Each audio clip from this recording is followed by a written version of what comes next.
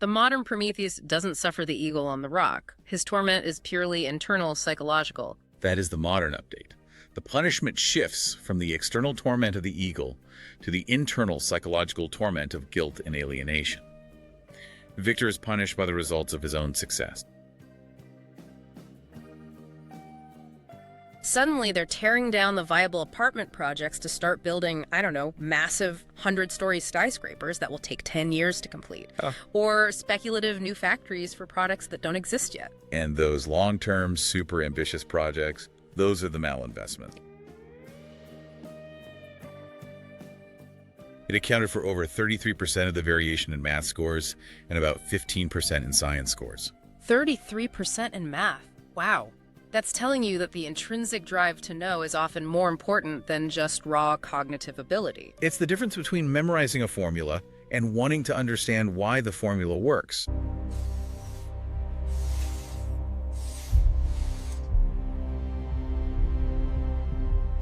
Welcome back to the Deep Dive. Today we are immersing ourselves in, well, in the very thing that probably brought you here in the first place. Curiosity. Exactly. We're looking at the foundational mechanism that powers all learning, all progress, and all exploration. If you're listening to this, you are, by definition, a learner.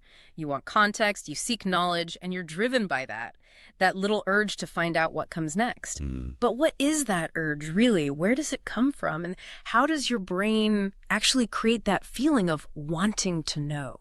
It's a huge question. I mean, this is the engine of human progress we're talking about. And yet, for something so pervasive, you see it in a baby shaking a rattle and in a physicist pondering the universe, the scientific community has wrestled for, over a century, trying to nail down its mechanics. So for today's deep dive, we're digging into the sources to explore the neurobiology and the psychology of the inquisitive mind. And we're going to treat curiosity not just as, a nice personality trait, but as a critical biological imperative. And the word itself gives us a clue, doesn't it? It really does. When you look at the origin, curiosity comes from the Latin cura. Meaning care. Right, care. So at its linguistic root, it's not just about being nosy. It's a quality related to deep inquisitive thinking.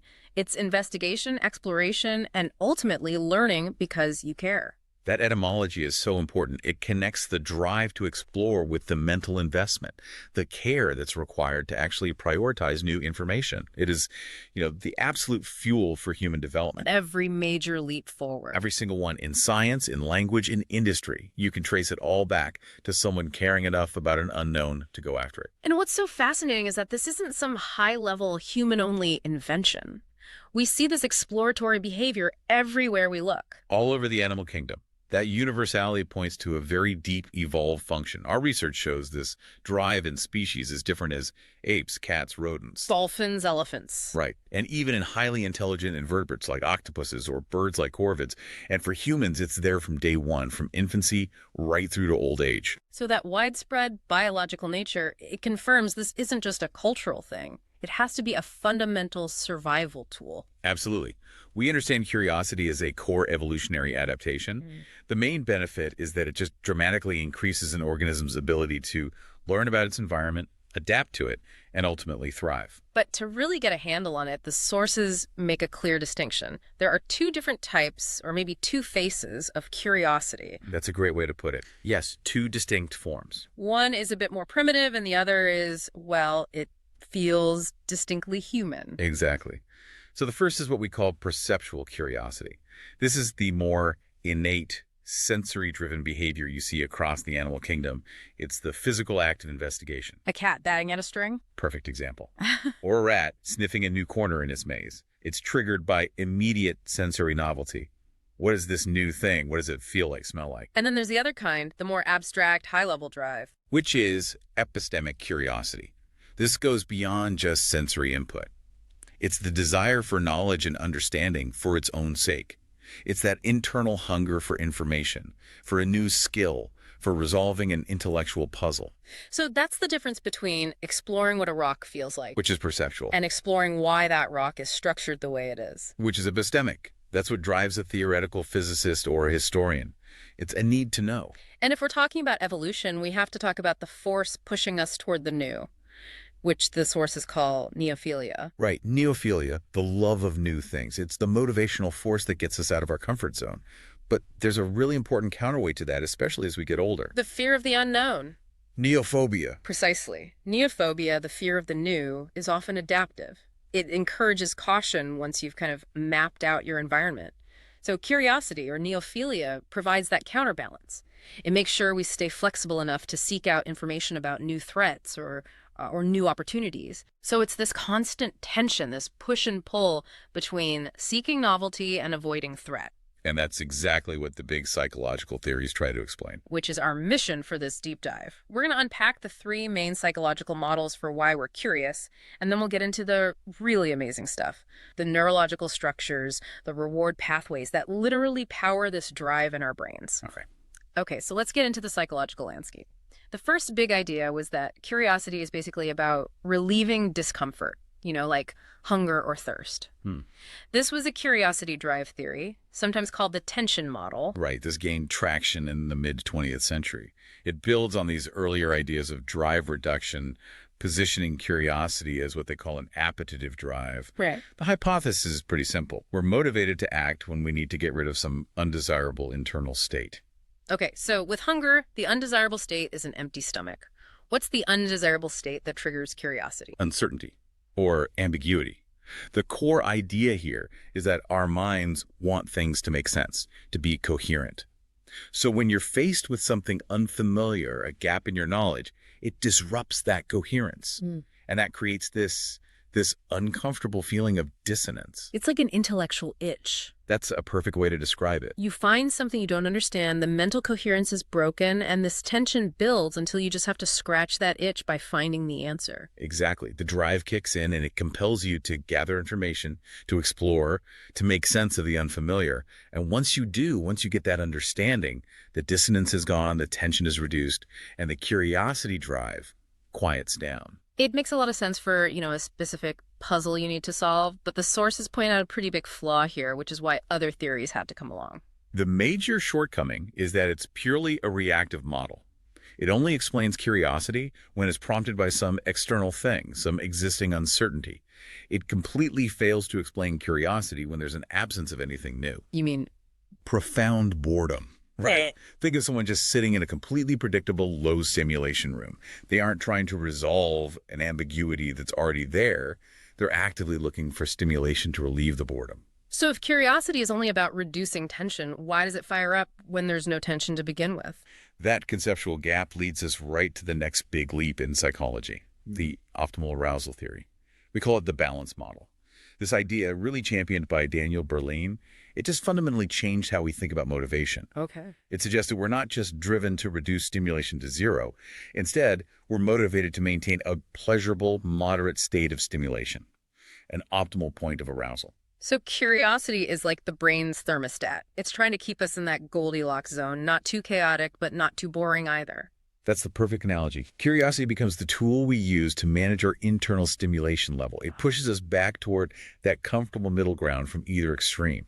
And this explains both kinds of exploration we see. Okay, so let's break down those two directions. What happens if arousal gets too high? If arousal is too high, it's often caused by what Berlin called cloud variables. Yeah. Things like novelty, complexity, conflict, uncertainty. They grab your attention because they force your brain to make comparisons. Right. So when those spike your arousal, you use exploratory behavior to learn about the stimulus, to understand it, and that reduces the arousal back down to your optimal zone. This is often called specific exploration. So if I see a headline that says, "Shocking secret revealed," the novelty and conflict drive my arousal up. I click it to get the specific knowledge and bring that arousal back down. Precisely. You're closing a specific high-tension gap. But now think about the opposite. Arousal is too low. The environment is predictable, unchallenging, boring. That's where diversive exploration comes in. Correct. When arousal dips, the boredom itself becomes unpleasant, so the person engages in exploratory behavior, diversive exploration, to increase stimulation, to find any puzzle, just to bring their arousal back up to that optimal point. This theory is just so much more robust because it explains both sides of the coin. It really reframes curiosity from being just a reaction to tension to being this sophisticated, constant maintenance system. But there's a third model, right? The cognitive consistency theory. Yes, the inconsistency model. And this one connects curiosity directly to other primal emotions, like fear. How does that one work? This model focuses on logical processing. It says arousal increases when there's a logical inconsistency between your mental model, what you expect to happen, and what you actually perceive happening. So the brain is constantly making predictions, and when reality doesn't match up, that generates the energy that demands a response. Exactly. And the response depends on how big that deviation is. If the inconsistency is small, manageable, that triggers curiosity. You gather a little information to update your mental model, and boom, consistency is restored. You've learned something. Like if my train is 5 minutes late, a quick check of the schedule, I update my expectation, and the inconsistency is gone. But if the deviation is massive, the model predicts a totally different emotional reaction. Okay. If the inconsistency is huge, highly unexpected, maybe threatening, the theory says that massive arousal isn't linked to curiosity, but to defensive mechanisms. Fear or aggression. Fear makes sense. It prompts you to flee, to get away from the stimulus, which removes the inconsistency from your perception. But aggression, how does aggression fit? In this context, aggression is seen as a way to forcefully manipulate your perception to match your expectation. If your expectation is that the world is orderly and something wildly unpredictable happens, one response is to attack the source of that inconsistency, to try and force reality back into the shape you expected. Wow. Okay, so these three models really show an evolution in thinking.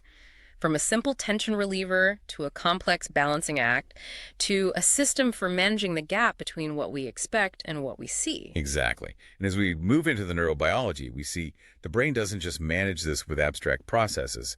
It runs on a powerful, ancient, hardwired reward system that makes getting new information feel inherently good, almost addictive. All right, so let's get into the physical brain. You're saying that the motivation to explore, to move toward the unknown, is actually pleasurable. It's intrinsically rewarding. This is where the psychology meets the hardware. To understand why we're motivated to learn, we have to look at the brain's methyl-limbic reward pathway. So seeking knowledge isn't just some noble, high-minded thing. Our brains are chemically reinforcing it, treating a new piece of information like getting a piece of chocolate. That's a great way to think about it. We're talking about the mesolimbic pathways, which are these core circuits that run on dopamine. This system is designed to assign value to things and interpret good outcomes as rewards. And crucially, it's all about anticipation. The drive to learn is prompted by the anticipation of that dopamine hit. That makes the wanting of knowledge a physical drive. But here's the key question, and this connects back to the optimal arousal theory. Does the brain value a new answer more than one it already knows? The research on this is really clear. Studies consistently show that higher amounts of dopamine are released when the reward, the information, is unknown. When the stimulus is new and unfamiliar, you get a bigger dopamine spike compared to when it's predictable. That novelty literally increases the reward value. That's the neurochemical basis for neophilia, for loving new things. Exactly. Okay, let's zoom in on the specific brain structures. The central hub for this feeling of wanting is the nucleus accumbens, right? The nucleus accumbens is absolutely critical. It's a cluster of neurons deep in the brain, and it's essential for kicking off that reward pathway activation. When it releases dopamine, it fuels that sense of wanting, that motivation to go get the new information. But there's a difference between the wanting and the actual satisfaction of getting the answer. A very important distinction. This is the difference between wanting and liking. Dopamine drives the wanting, the motivation. But the nucleus accumbens also releases other neurotransmitters like opioids, which are more associated with the sensation of liking or pleasure once you've gotten the information. So dopamine makes you click the article, but opioids are what make you feel satisfied after you've read it. Basically, yes. And research has shown you can separate these. You can block the liking pathway without stopping the wanting pathway. It shows that curiosity is first and foremost about the drive to get the information, which is then reinforced by the pleasure. That's fascinating. We can be addicted to the pursuit even if the payoff isn't what we thought it would be. Okay, what about the other structures? The caudate nucleus. The caudate nucleus is also part of this system. It seems to be involved in the executive function side of things. It helps anticipate the possibility of a reward and then integrates that into a plan of action. It's part of the engine that says, hey, maybe we should check that out. And you mentioned that this whole system needs to stay in a sweet spot, which brings us to a chemical I wouldn't have expected here. Cortisol, the stress hormone. Right. This connection is crucial for understanding that Goldilocks zone. Cortisol is the body's main stress regulator. But in the context of curiosity, it seems a small, regulated release of cortisol, a little bit of psychological stress, actually encourages exploratory behavior. It nudges you out of complacency. So just enough tension to make the reward of new information seem attractive. Exactly. It helps maintain that optimal arousal level. But the dose is critical. Too much cortisol, the kind you get from high stress or fear, initiates a global back-away response that completely shuts down curiosity. The brain switches from "this is stimulating" to "this is dangerous." Okay, so beyond motivation, curiosity needs basic cognitive tools to work. It needs attention, memory, and learning. You can't be curious about something you're not paying attention to. Absolutely. Attention is the gatekeeper, and structures like the striatum help coordinate this. The striatum is like a bridge. It links the motivational signal from the dopamine pathways with the physical movement, turning the drive into the action of exploring. And what about the precuneus? The sources had something really compelling here about brain density. This is fascinating. The precuneus is involved in attention and retrieving epithotic memories. And what researchers have found is a significant correlation between the amount of gray matter density in the precuneus and a person's level of curious behavior. So people who are naturally more curious might literally have a more physically developed brain in that area. It suggests a structural predisposition, at least in part. And of course, the whole point of this system is better memory and learning. When you encounter novel information, the dopamine tags it with a high reward value. And that makes the memory stick. Exactly. The brain prioritizes resources for encoding information that came with a pleasure hit. That's why, as one researcher put it, curiosity is the wick in the candle of learning. And the brain's memory specialists, the hippocampus and the parahippocampal gyrus, or PHG, they're running this whole show. The hippocampus's job is to determine novelty. It's the comparison machine that says, "Have I seen this before?" And the PHG, which surrounds the hippocampus, seems to amplify the process. It helps crank up the neural signaling related to the new information, making sure the motivation is fully integrated with the memory-making process. Okay, so we have the psychological theories and the neurobiological wiring. Let's look at how this all plays out in the real world, starting with its purest form, childhood. Jean Piaget, the famous developmental psychologist, had this wonderful idea of children as born scientists. And you see it in their behavior all the time. Constantly. A baby who keeps dropping a spoon from their high chair isn't just making a mess. They're conducting an experiment. They're testing gravity, observing cause and effect. This cycle of active investigation is what drives their intellectual development. But if we're all born scientists, why does that spirit seem to fade for some people as they go through school? It seems like external factors can really get in the way. Oh, absolutely. This points to how fragile curiosity can be. It's especially vulnerable to negative emotions, particularly anxiety. We talked about that with cortisol. High stress shuts the system down. And in a classroom setting, that has a direct, observable effect. One large study found a clear negative link. Children with higher anxiety engage in way less curious behavior. They don't ask as many open-ended questions. They stick to the safe, known tasks. That's a tragic paradox, isn't it? The learning environment, if it's too high pressure, can actually suppress the one trait that leads to deep learning. It's like an anxiety filter that blocks the neurological pathways. But when curiosity is nurtured, the academic benefits are huge, and they're quantifiable. The sources had some specific data on this. They did. When researchers analyzed high school performance, they found that an aptitude for curiosity, along with motivation and creativity, was a massive predictor of achievement. It accounted for over 33% of the variation in math scores and about 15% in science scores. 33% in math. Wow. That's telling you that the intrinsic drive to know is often more important than just raw cognitive ability. It's the difference between memorizing a formula and wanting to understand why the formula works. The curious student puts in the extra time, and as we know from the neurobiology, that leads to much better retention. Okay, shifting gears a bit. Curiosity isn't just for academics. It's essential for navigating our human world. Let's talk about social curiosity. Social curiosity is just applying that same drive to the social environment.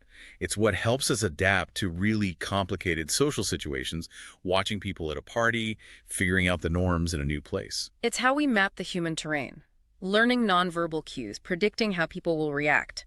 It's a survival mechanism for a social species. Totally. It's epistemic curiosity aimed at the interpersonal world. But that drive can also lead us to things that are unpleasant, disturbing even. Which brings us to the really strange topic of morbid curiosity. Why are we drawn to things like death and violence? It's a real psychological puzzle. Researchers even have a morbid curiosity scale to measure interest in things like the macabre or understanding mass murderers. So what are the theories? Why does our curiosity system fire up for tragedy? Well, from an evolutionary perspective, it could be a form of risk assessment. By learning about threatening situations, even from a distance, we're gathering data on how to avoid those threats ourselves. So watching a documentary about a disaster is just the brain collecting threat avoidance data. That's one idea. But psychologists suggest deeper motivations, like empathy, or a profound need to find order in chaos.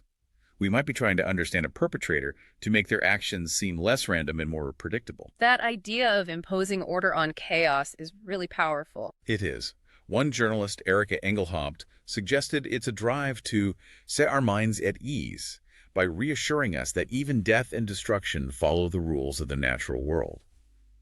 The brain is trying to find the boundaries of the chaos to make it make sense. Even Aristotle noticed this, right? He said, we enjoy paintings of things that would normally disgust us. And we still do it.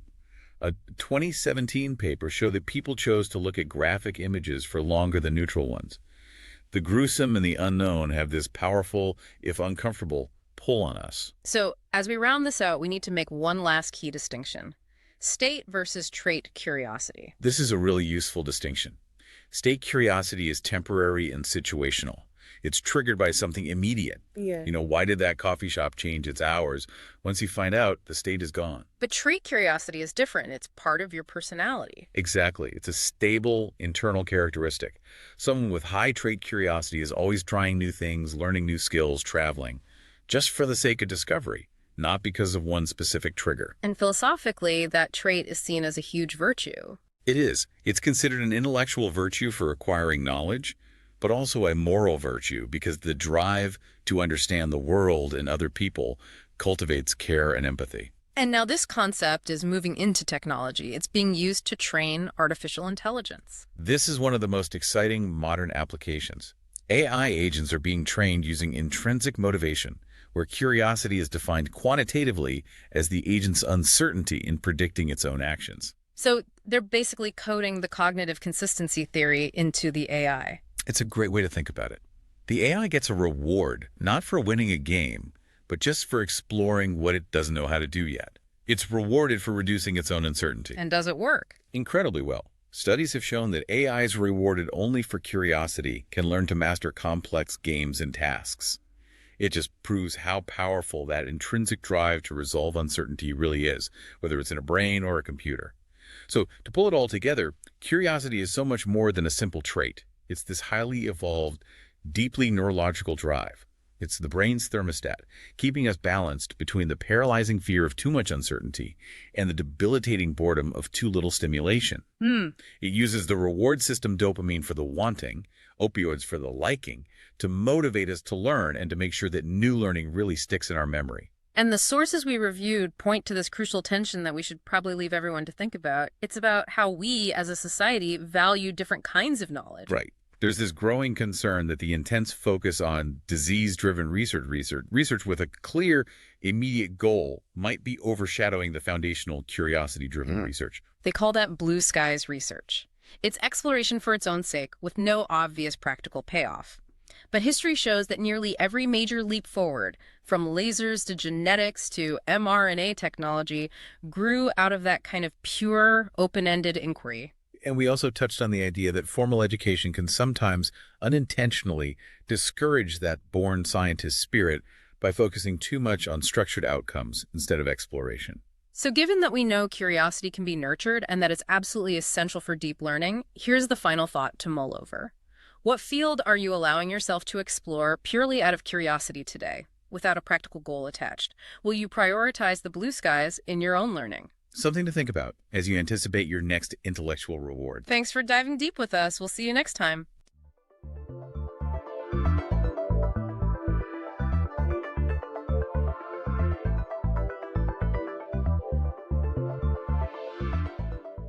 Welcome back to the Deep Dive. Our mission here is pretty simple. We take a dense stack of sources, pull out all the crucial knowledge, and arm you, the listener, with what you need to be genuinely well-informed. Today, we're going on a bit of a methodological journey. We're exploring a corner of economic thought that, well, it often stands proudly outside of the university consensus. We are diving into the Austrian School of Economics. Right. A group of thinkers who really challenge the very foundation of how mainstream economics is done. Yeah, that's right. This school gets labeled heterodox all the time, which basically means it diverges, and pretty significantly, from the usual Keynesian or neoclassical models you hear about. So our goal today is to unpack the core principles of this school. This radical focus on the individual, their unique theory of money, their critiques of central planning. And maybe most importantly, figure out why these ideas, which are a century old, are suddenly having this huge resurgence. Especially in things like decentralized finance and tech. It's everywhere now. It is, and it's not just an alternative perspective. I mean, it's a total reframing of the questions we should be asking. The Austrians offer a methodology that really prioritizes things like uncertainty, subjective knowledge, human action, all over mathematical models and big aggregate stats. Understanding that difference is, I think, the key to grasping a lot of modern debates about money. It really is. And we have to start with the origin story, because it includes one of the best intellectual jabs in history. The name Austrian School. It was actually meant to be an insult. It's true. And it points to this really deep philosophical fight that was happening in the late 19th century in Europe. It was famously called the Methodenstreit. The methodology quarrel. Yeah, the quarrel over methods. So tell us a bit more about that. Who was fighting and what were they fighting about? Okay, so on one side you had the very powerful German historical school. Their argument was that economics couldn't really be a science of universal laws. So no one-size-fits-all rules. Exactly. They believed that any economic policy had to come from, deep historical study, from empirical data that was super context specific. They basically just rejected abstract theoretical models. Okay, so they're looking at history, at specific countries to understand economics, and the Austrians. The Austrians, led by Karl Menger, they insisted on the complete opposite. They said that, yes, economic theory can be derived from universal logical principles of just human behavior. So they were all about abstract deductive reasoning. Right. And the German school, trying to dismiss Menger and his colleagues, just scornfully labeled them the Austrian school. The implication being that they were provincial, like out of touch. Totally. Backwards, disconnected from the real empirical world, just a bunch of guys in Vienna stuck in old ways of thinking. But they just kind of leaned into it. They took what was meant as a derogatory term and turned it into their brand.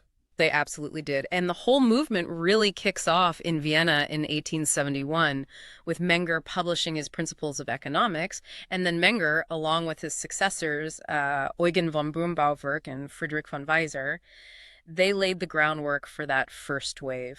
And that set the stage for later giants like Mises and Hayek. That's the one. Okay, let's unpack the intellectual engine here. Because if you're going to build a completely separate economic theory, you need some fundamentally different starting points. For the Austrians, this comes down to two big ideas: methodological individualism and methodological subjectivism.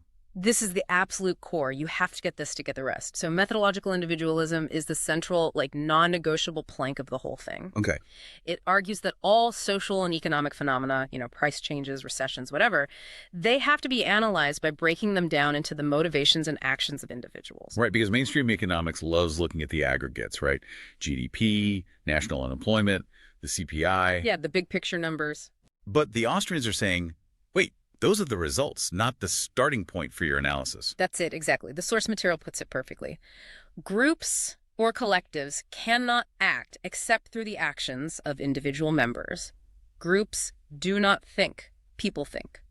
So an Austrian economist looking at a recession isn't going to start with a national consumption model. No.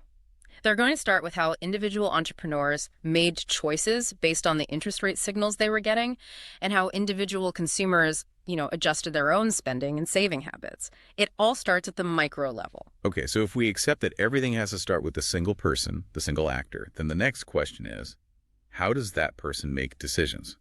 Which leads us right to methodological subjectivism. It's the perfect transition, because if you're focused on the individual, you have to admit that their actions are caused by their own subjective choices.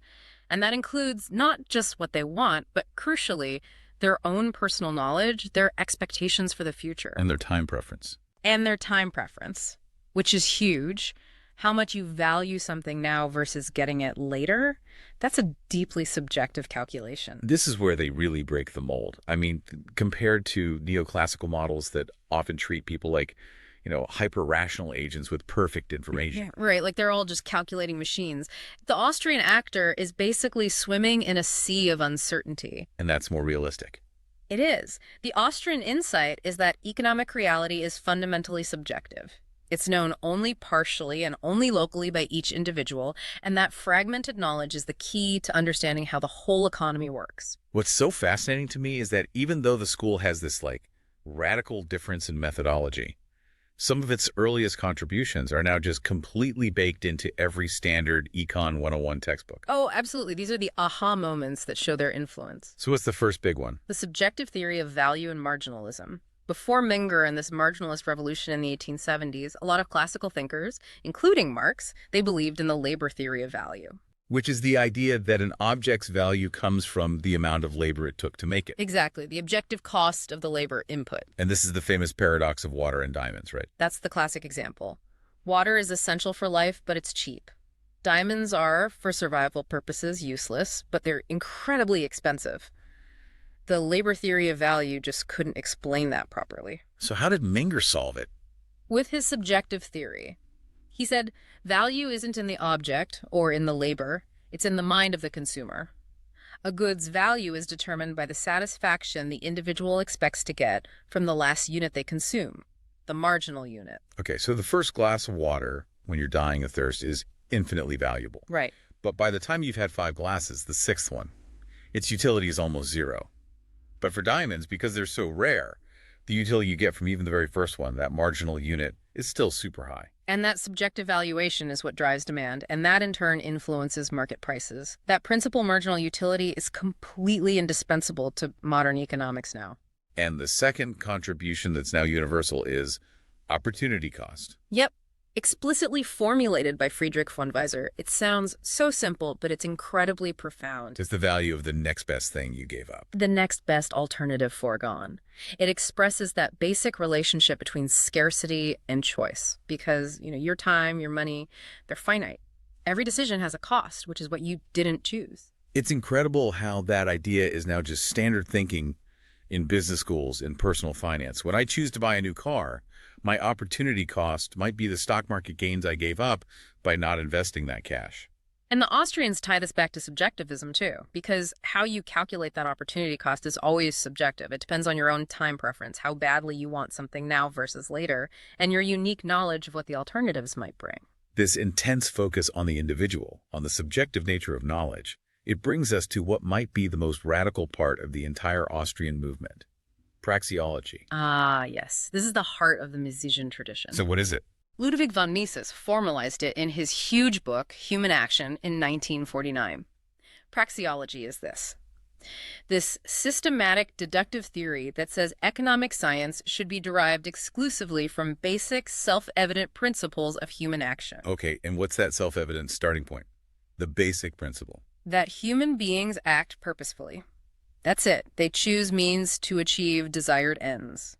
Mises argued this is an a priori truth. Meaning it's true before you even look at any evidence, like a law of logic. Exactly, like 2 + 2 = 4. You don't need to go out and test it empirically. He says if you accept that single premise, that humans act, you can deductively reason your way to all the necessary laws of economics. Okay, wait.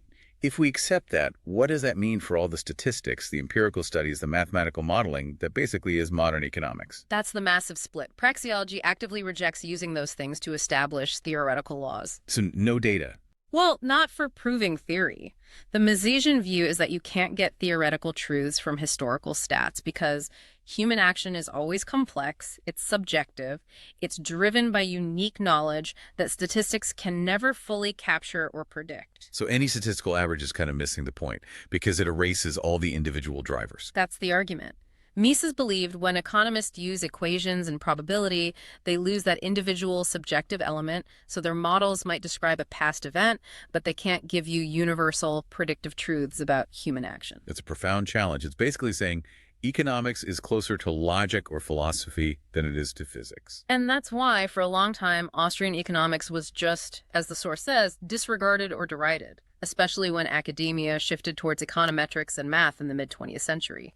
Mises stood his ground on this fiercely. So now we take this radical methodology, individualism, subjectivity, this deductive purity, and we apply it to some real-world problems.